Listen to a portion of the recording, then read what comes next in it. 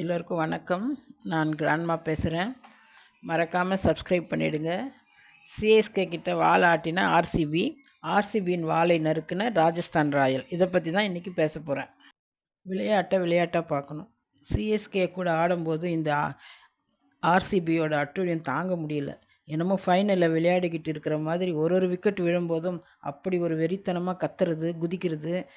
விராட் கோலியோட அந்த செயலை பார்க்கும்போது ஒரு நல்ல பிளேயர் இவர், ஏன் இப்படியெல்லாம் பண்ணுறாருன்னு தோணுது. குறிப்பாக தோனி அவுட் ஆகும்போது இந்த விராட் கோலி குதிக்கிறத எல்லாரும் பார்த்துருப்பீங்க. மேலே கீழே குதிக்கிறது, உடம்பை வளைக்கிறது, அவ்வளவு ஆக்ரோஷத்தையும் அவருடைய முகத்தில் காட்டுறாரு. ஜென்ம விரோதி மாதிரி தோனியை பார்க்குறாரு. பிளே ஆஃப்க்கு போகிற போட்டி தான் இது.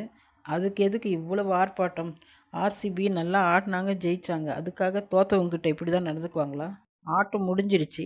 ஆட்டம் முடிஞ்ச உடனே ஜெயிச்சவங்க தோத்தவங்களுக்கு கை கொடுக்கணும். அதுதான் வழக்கம். தோனி கிரவுண்டில் ரொம்ப நேரமாக நிற்கிறாரு. அவங்க வெற்றி